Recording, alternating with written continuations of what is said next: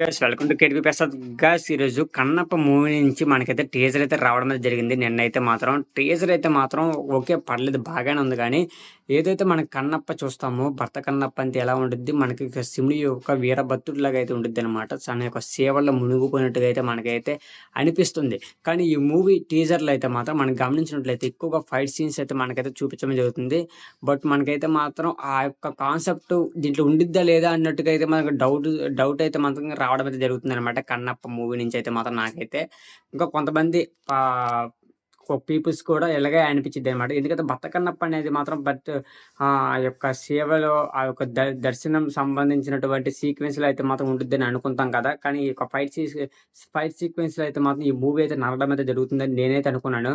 కానీ ఇక మన ట్రైలర్ వచ్చేదాకా మనకైతే అర్థం కాదు. ఇంక ఈ మూవీలో అయితే మాత్రం చాలా మందైతే ఉన్నారు. ఇక మన మెయిన్ రోల్ హీరో అయితే కాకుండానే మనకైతే మాత్రం ఒక 'ప్రభాస్' గారు కూడా దీంట్లో అయితే మాత్రం నటిస్తున్నారని మనకైతే అర్థమవుతుందనమాట.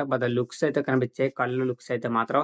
ఇక తర్వాత మాత్రం 'మోహన్ లాల్' ఇంకా 'కాజల్ అగర్వాల్' ఇంకా చాలా మందైతే మాత్రం ఈ మూవీలో అయితే మాత్రం 'అక్షయ్ కపూర్' కూడా మాత్రం శివుడి పాత్ర అయితే మాత్రం పోషించడం అయితే జరుగుతుందనమాట. దీంట్లో అయితే మాత్రం ఇక ఓవరాల్‌గా అయితే చూసుకుంటే మాత్రం 'మంచు మనోజ్' గూడా మాత్రం ఈ మూవీలో అయితే మాత్రం 'మంచు విష్ణు' గూడా ఈ మూవీలో అయితే మాత్రం మెయిన్ రోల్ అయితే మాత్రం చేయడం అయితే జరుగుతుందనమాట. ఈ మూవీలో అయితే మనం చూసుకోవచ్చు. కానీ ఓవరాల్‌గా అయితే మాత్రం ట్రైలర్ అయితే వచ్చేదాకా మనకైతే తెలీదు. టీజర్ అయితే మాత్రం వచ్చింది.